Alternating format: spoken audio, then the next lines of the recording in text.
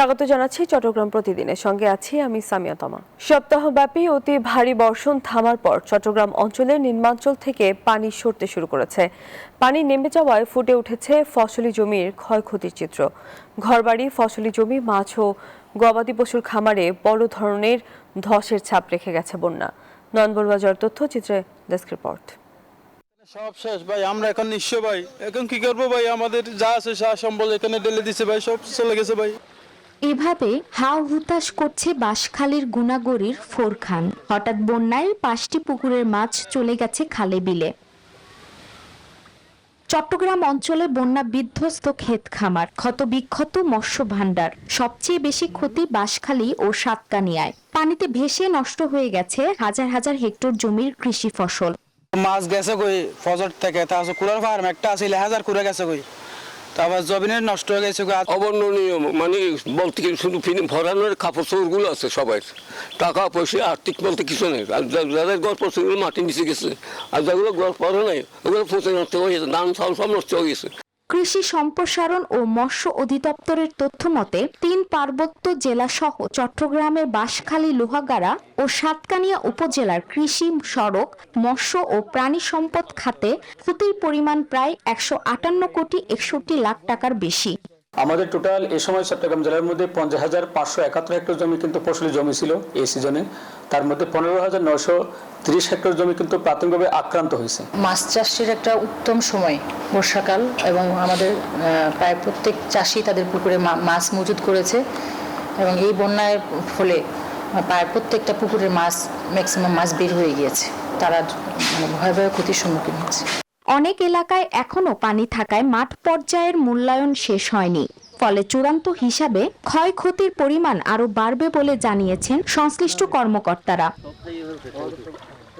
Desk report, news 24। থেমেছে বৃষ্টি ও পাহাড়ি ঢল, ধীরে ধীরে নেমে যাচ্ছে বন্যার পানি। দুর্গত মানুষের ঘুরে দাঁড়ানোর চেষ্টার সাথে প্রকৃতিও যেন ফিরে পাচ্ছে তার চিরচেনা রূপ। ধুয়ে মুছে সতেজ হয়ে উঠছে পাহাড়, বন আর সবুজের বিস্তীর্ণ জনপদ। মেহেদী হাসান সুমনের ক্যামেরায় নাইমাল চিকর প্রতিবেদন। কয়েকদিন আগেও যেখানে ছিল শুধু অথই পানি, সেখানে এখন উকি দিচ্ছে সবুজ ঘাস। বৃষ্টিতে ধুয়ে যাওয়া গাছের পাতায় ঝলমল করছে সকালের রোদ। পাহাড়ের ঢালে জমে থাকা কুয়াশা আর নীল আকাশের মেলবন্ধন যেন এঁকে দিচ্ছে এক নতুন ক্যানভাস। বনের ভেতরে আবার শোনা যাচ্ছে পাখির কিচিরমিচির। প্রজাপতির ডানায় রং ছড়িয়েছে নতুন সকাল। ঝিরিছড়ার ছোট ছোট জলধারাগুলো আবারও বইছে আপন গতিতে। চারিদিকে ছড়িয়ে পড়েছে ভেজা মাটির মাদকতাময় সৌরভ। প্রকৃতি যেন জানিয়ে দিচ্ছে ধ্বংসের মধ্যেও লুকিয়ে থাকে নতুন জীবনের সম্ভাবনা। বন্যার ক্ষতচিহ্ন মুছে না গেলেও সময়ের পরশে ফিরে আসছে প্রাণের স্পন্দন। প্রকৃতির হয়তো সবচেয়ে বড় শক্তি পুনর্জন্মের ক্ষমতা। প্রতিটি ঝরা পাতার পর যেমন আসে নতুন করি, তেমনি বন্যার বিধ্বংসী স্মৃতিকে পেছনে ফেলে আবারও জীবন আর সৌন্দর্যের বার্তা নিয়ে জেগে উঠছে প্রাণ প্রকৃতি। বান্দরবান থেকে নাইম আলচিকো, নিউজ 24। টানা ভারী বর্ষণ আর পাহাড়ি ঢলে সৃষ্ট বন্যায় দুর্গত মানুষদের সহায়তা সহ বন্যার্তদের পাশে দাঁড়ানোর আশ্বাস দিয়েছে সরকার। সকালে ক্ষতিগ্রস্ত কক্সবাজারের চকরিয়া ও মাতামুহুরী উপজেলায় বন্যা কবলিত মানুষের খোঁজ খবর নেন স্বরাষ্ট্রমন্ত্রী। আর পতেঙ্গায় দুর্গতদের মাঝে ত্রাণ সামগ্রী বিতরণ করেন অর্থমন্ত্রী। বলেন, পুনর্বাসন না হওয়া পর্যন্ত সরকার জনগণের পাশে থাকবে। প্রতিনিধিদের পাঠানো তথ্যচিত্রে ডেস্ক রিপোর্ট। টানা ভারী বর্ষণ আর পাহাড়ি ঢলে সৃষ্ট বন্যায় ক্ষতিগ্রস্ত হয়েছে দেশের পূর্ব, দক্ষিণ ও উত্তর পূর্বাঞ্চলের অন্তত 8 জেলার মানুষ। মানবেতর জীবনযাপন করছেন লাখো মানুষ। তবে বন্যার্তদের পুনর্বাসন না হওয়া পর্যন্ত তাদের পাশে থাকার আশ্বাস দিয়েছে সরকার। দুপুরে কক্সবাজারের চকরিয়া ও মাতামুহুরী উপজেলার বন্যা কবলিত এলাকা পরিদর্শন সহ ক্ষতিগ্রস্ত মানুষের খোঁজ খবর নেন স্বরাষ্ট্রমন্ত্রী সালাউদ্দিন আহমেদ। দুর্গতদের সহায়তায় সরকার সব ধরনের প্রস্তুতি নিয়েছে বলেও জানান তিনি। সমস্ত ক্ষতিগ্রস্ত মানুষের পাশে আমরা, কৃষকদের পাশে আমরা আমাদের যথাযথ সরকারি এবং বেসরকারি সহযোগিতা নিয়ে আমরা দাঁড়াবো।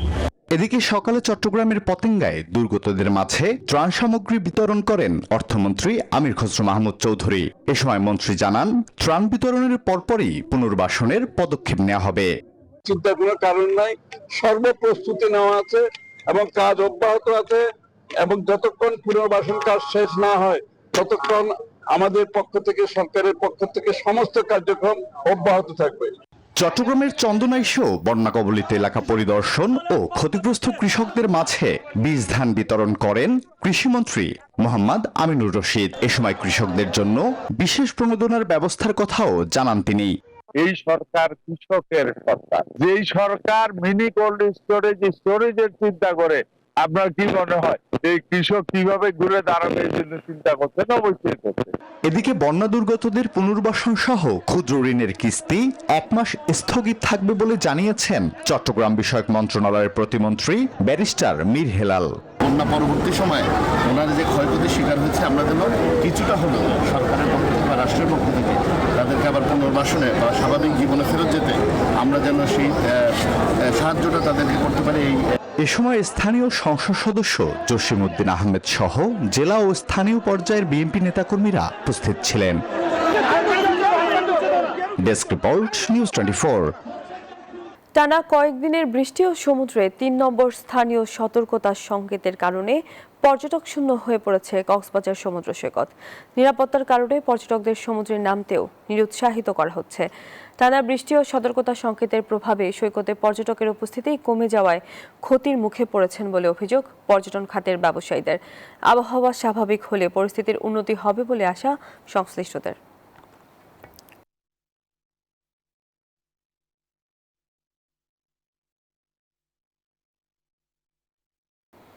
দর্শক, আবহাওয়া নিয়ে কক্সবাজার থেকে বিস্তারিত জানিয়েছেন সহকর্মী ইরফানুল হাসান। 3 নম্বর সতর্কতা সংকেত আর সমুদ্র পারে তীব্র বাতাস।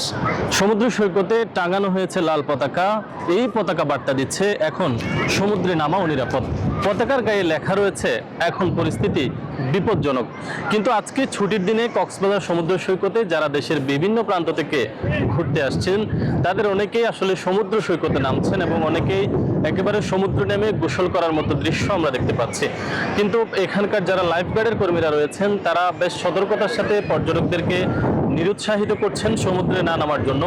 কিছুক্ষণ আগে কক্সবাজার সমুদ্র সৈকতে কয়েক সেকেন্ডের জন্য একটি টর্নেডো আঘাত এনেছে, যেখানে আসলে বেশ কিছু টিকটক চেয়ার এবং পর্যটক ক্ষতিগ্রস্ত হয়েছেন, যার ফলে এই যে টানা বৃষ্টিপাত হচ্ছে, কক্সবাজারে টানা 1 সপ্তাহ বৃষ্টিপাতে বন্যা পরিস্থিতির সৃষ্টি হয়েছিল এবং কক্সবাজার সমুদ্রে পর্যটক আনাগোনা একেবারে থমকে গিয়েছে। আজকে ছুটির দিন, অন্যান্য সময় ছুটির দিনে যে পরিমাণ পর্যটকের ঠাসা থাকে সমুদ্র সৈকত, আজকে আসলে পর্যটকদের উপস্থিতি বেশ কম এবং এর কারণ হিসেবে যে বিরূপ আবহাওয়া কক্সবাজারে চলছে, এর ফলেই কিন্তু পর্যটক আগমন কিছুটা ভাটা পড়েছে এবং পর্যটক আগমন ভাটা পড়ার কারণে এখানকার যারা হোটেল মোটেল ব্যবসায়ীরা রয়েছেন তারা মোটামুটি ব্যবসা কিছুটা ভাটা পড়েছে এমনটাই জানিয়েছেন। তবে কক্সবাজারে আগত পর্যটকদের নিরাপত্তায় এখানে লাইফগার্ড, ট্যুরিস্ট পুলিশ থেকে শুরু করে সবাই মোটামুটি কাজ করছেন।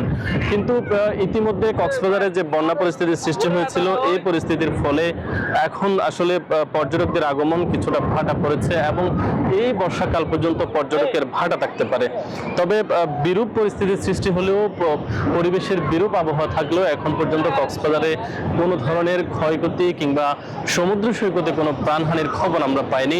সব মিলিয়ে সমুদ্র সৈকতে পর্যটকরা বেড়াতে আসছেন এখন পর্যন্ত নিশ্চিত নিরাপত্তায়। এই ছিল কক্সবাজার থেকে আবহাওয়া পরিস্থিতির সবশেষ খবরাখবর। বৃষ্টি ও পাহাড়ি ঢলের কারণে পানি বাড়ছে রাঙামাটির কাপ্তাই হ্রদে। এই অবস্থায় হ্রদের পানি ছেড়ে দেওয়ার উদ্যোগ নিয়েছে কর্ণফুলী পানি বিদ্যুৎ কেন্দ্র কর্তৃপক্ষ। শনিবার গেট খুলে দেওয়ার কথা রয়েছে। পানি বিদ্যুৎ কেন্দ্র কর্তৃপক্ষ জানায়, বৃহস্পতিবার সন্ধ্যায় হ্রদের পানির উচ্চতা রেকর্ড করা হয় 103.91 ফুট মিন সি লেভেল। সর্বোচ্চ ধারণ ক্ষমতা 109 ফুট MSL। পানি বিপদসীমার কাছাকাছি চলে আসায় উজান ও ভাটি এলাকায় বন্যা নিয়ন্ত্রণ এবং সামগ্রিক পানি ব্যবস্থাপনার স্বার্থে বাঁধের স্পিলওয়ে গেট খোলার এই নির্দেশ দেওয়া হয়।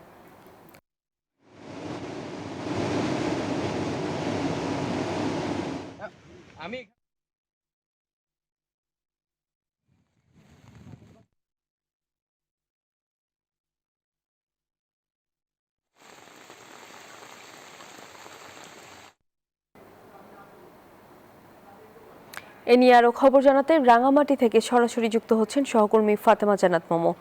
মোমো, কাপ্তাই হ্রদের পানি কি বিপদসীমা অতিক্রম করেছে কিনা জানাবেন। ধন্যবাদ তমা।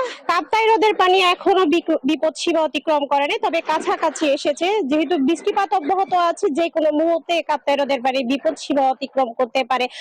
রাঙামাটি জলবিদ্যুৎ কেন্দ্রের তথ্য মতে আমরা জানতে পেরেছি 104.1 MSL পানি রয়েছে কাপ্তাই হ্রদে। যদি 109.00 MSL পানি থাকে তাহলে বিপদসীমা অতিক্রম করবে। তবে কাপ্তাই হ্রদের যে বাঁধ দিয়ে কাপ্তাই হ্রদ সৃষ্টি করা হয়েছে, সেই বাঁধের ভারসাম্য রক্ষা করার জন্য আগামীকাল শনিবার সকাল 11টায় 16টি গেটের 6 ইঞ্চি করে খুলে দেওয়া হবে এবং 9000 কিউসেক পানি কর্ণফুলী নদীতে ছাড়া হবে, যাতে কাপ্তাই হ্রদের যে পানির চাপ সেটি নিয়ন্ত্রণ করা যায়। পাহাড়ি ঢল নামছে, যেহেতু বৃষ্টিপাত অব্যাহত আছে, যার কারণে পানিও বৃদ্ধি পাচ্ছে। আপনি দেখতে পাচ্ছেন কাপ্তাই হ্রদে থই থই পানি। এই পানির চাপ নিতে হিমশিম খাচ্ছে রাঙামাটি জলবিদ্যুৎ কেন্দ্রের যে বাঁধ, সে বাঁধ রক্ষা করার জন্যই প্রতি বছর বর্ষা মৌসুমে কিছু পানি কর্ণফুলী নদীতে ছেড়ে দেওয়া হয়। তাই আনুষ্ঠানিকভাবে আগামীকাল শনিবারে পানিটা ছাড়া হবে, যেহেতু কর্ণফুলীর তীরবর্তী মানুষ যারা বসবাস করে তারা যেন এই পানিতে ক্ষতিগ্রস্ত না হয় সে বিষয়ে কর্তৃপক্ষের পক্ষ থেকে বারবার মাইকিং করেও সতর্ক করা হচ্ছে, যারা উপকূলে বসবাস করে তারা যেন নিরাপদ স্থানে চলে যায়। এখন কাপ্তাই হ্রদের এখন পর্যন্ত বিপদ সীমা অতিক্রম করেনি বলাই চলে, যেহেতু পানির চাপ বাড়ছে। রাত পর্যন্ত অবজারভেশন করা হবে। রাত পর্যন্ত যদি বৃষ্টি থাকে তাহলে আগামীকাল সকাল 11টায় পানি ছাড়া হবে। যদি বৃষ্টিপাত না থাকে, পানির স্তর স্বাভাবিক থাকে, হয়তো ওদের এই সিদ্ধান্তটা পরিবর্তন করতে পারে। এবং এই কাপ্তাই হ্রদের পানি আসলে উজান থেকে নেমে আসে, যেহেতু রাঙামাটি একটি সীমান্তবর্তী এলাকা। কর্ণফুলীর মাঝখানে বাঁধ দিয়ে এই কৃত্রিম হ্রদটা সৃষ্টি করা হয় 1960 সালে। এই হ্রদের উপর নির্ভরশীল আসলে শুধুমাত্র জলবিদ্যুৎ কেন্দ্র নয়, এই হ্রদের উপর নির্ভরশীল 6টি উপজেলার যোগাযোগ ব্যবস্থা, কৃষি এবং পানির যে চাহিদা সেটি, যার কারণে বর্ষা মৌসুমে পুরো যৌবনে ফিরে আসে কাপ্তাই হ্রদ, যার কারণে 6টি উপজেলার নৌ ব্যবস্থাও সচল হয়েছে। রাঙামাটির যে পানি সংকট ছিল সেটি পূর্ণ হয়েছে এবং 232 মেগাওয়াট বিদ্যুৎ উৎপাদন হচ্ছে বলে জানিয়েছেন জলবিদ্যুৎ কেন্দ্রের কর্তৃপক্ষ। এভাবে কাপ্তাই হ্রদের পানি যদি স্বাভাবিক থাকে তাহলে বিদ্যুৎ উৎপাদনের সংকট হবে না, পানির চাহিদারও সংকট হবে না। তো রাঙামাটি থেকে এই ছিল আমার কাছে সর্বশেষ তথ্য। ফিরে যাচ্ছে স্টুডিওতে। তমা। মোমো, ধন্যবাদ আপনাকে। চট্টগ্রামের বাজারে হু হু করে বাড়ছে সবজি সহ মাছ মাংসের দাম। আলু ও কাঁচা পেঁপে ছাড়া 60 টাকার নিচে কোনো সবজি নেই। 200 টাকা কেজিতে বিক্রি হচ্ছে টমেটো। বাজার নজরদারি বৃদ্ধির দাবি ক্রেতাদের। রতন দাসের ছবিতে চট্টগ্রাম থেকে নয়ন বড়ুয়া জয়ের রিপোর্টে বিস্তারিত। বৃষ্টি ও বন্যার প্রভাব পড়েছে চট্টগ্রামের বাজারে। বেড়েছে শাকসবজি, মাছ, মুরগি ও ডিমের দাম। 80 থেকে 100 টাকা কেজিতে বিক্রি হচ্ছে বেগুন, বরবটি, ঢেঁড়স, কাঁকরোল, পটল সহ বেশিরভাগ সবজি। বন্যার অজুহাতে ব্যবসায়ীরা নানা দিক থেকে এটা দাম বাড়িয়ে নিচ্ছে এবং এইটা আমার মনে হয় এটা আলটিমেটলি এটা পাবলিকের উপরে কিন্তু সাফার করতেছে। বৃষ্টি ও বন্যার অজুহাতে দাম বেশি নিতে বাধ্য হচ্ছেন বলে জানান বিক্রেতারা। বন্যার কারণে চারিদিকে একটু ক্ষয়ক্ষতি হয়েছে, তো যার কারণে একটু সবজির দাম বৃদ্ধি পাইছে। এদিকে মাছ মাংসের চড়া দামে দিশেহারা ক্রেতারা। লইট্টা মাছের কেজি 250 টাকার নিচে নেই। ইলিশ তো আগে থেকেই বিত্তবানদের দখলে।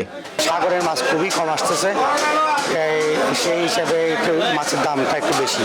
সরবরাহ নাই, আর যা অল্প কিছু পাওয়া যায় সেটাও অনেক বেশি এক্সপেন্সিভ। কোয়ালিটির জন্য আমাদের এখানে 50 টাকা দাম বাড়তি।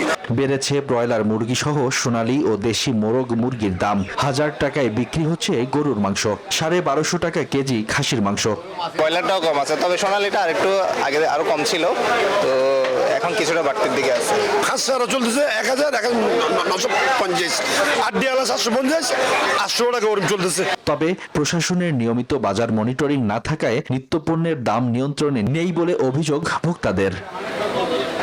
Desk report, news 24।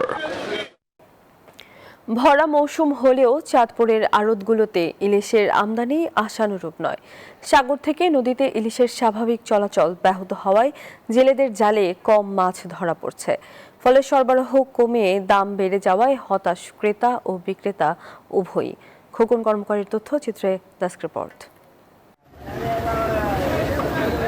আষাঢ় শ্রাবণ ইলিশের ভরা মৌসুম। এ সময় চাঁদপুরের বড় স্টেশন ইলিশ অবতরণ কেন্দ্রে প্রচুর ইলিশ আসার কথা। তবে ৬৫ দিনের সাগর অভিযান শেষে এবার সেই প্রত্যাশা পূরণ হয়নি।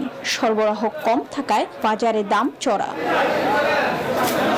ব্যবসায়ীদের দাবি, নদীতে নতুন চর জেগে ওঠায় সাগর থেকে ইলিশের চলাচল ব্যাহত হচ্ছে, তাই জেলেদের জালেও ধরা পড়ছে কম। গত বছর যেখানে প্রতিদিন ৫ থেকে ৬০০ মণ ইলিশ আসতো, এবার তা নেমেছে ৭০ থেকে ৮০ মণে। এতে লোকসানের মুখে আড়তদার ও বিক্রেতারা। গত বছরে এই সময় মাছ ছিল ৪০০-৫০০ মণ মাছ প্রতিদিন ছিল গত বছর, আর এই বছরে মাছ নাই তেমন। আসলে চাঁদপুরের লোকাল নদীতে কোনো মাছ নাই, যেমন হাতিয়ার মাছ এসেছে। এদিকে ভরা মৌসুমেও দাম না কমায় হতাশ সাধারণ ক্রেতারা। এই সময় সিজনের সময় দামটা কম, অথচ আইসে দেখি অনেক দাম। এখানে মাছ কিনতে আসে দেখি যে প্রচুর পরিমাণে দাম মাছের। পাইকারি বাজারে আকার ভেদে ইলিশের দাম ৯০০ থেকে ৩১০০ টাকার মধ্যে। বড় ইলিশ বিক্রি হচ্ছে ২৬০০ থেকে ৩১০০ টাকায়, আর ছোট ইলিশের এক হালি ৯০০ থেকে ১২০০ টাকায়। Desk report, news 24। নোয়াখালী জেলা আরও সমৃদ্ধশালী করার লক্ষ্যে নোয়াখালী বিজ্ঞান ও প্রযুক্তি বিশ্ববিদ্যালয়ে গোল টেবিল বৈঠক অনুষ্ঠিত হয়েছে। দুপুরে নোয়াখালী প্রেস ক্লাবের বীর মুক্তিযোদ্ধা শহীদ উদ্দিন ইস্কান্দার কোচি মিলনায়তনে আয়োজিত অনুষ্ঠানে বক্তারা বলেন, অবকাঠামোগত উন্নয়নের পাশাপাশি কর্মসংস্থান সৃষ্টি, বিনিয়োগ বান্ধব পরিবেশ সৃষ্টি, শিক্ষা, স্বাস্থ্যসহ নানা সমস্যার সমাধানে সমন্বিত উদ্যোগের বিকল্প নেই। বৈঠক শেষে শহীদ রাষ্ট্রপতি জিয়াউর রহমান এবং সাবেক প্রধানমন্ত্রী বেগম খালেদা জিয়ার স্মরণে মিলাদ দোয়া ও মোনাজাত করা হয়।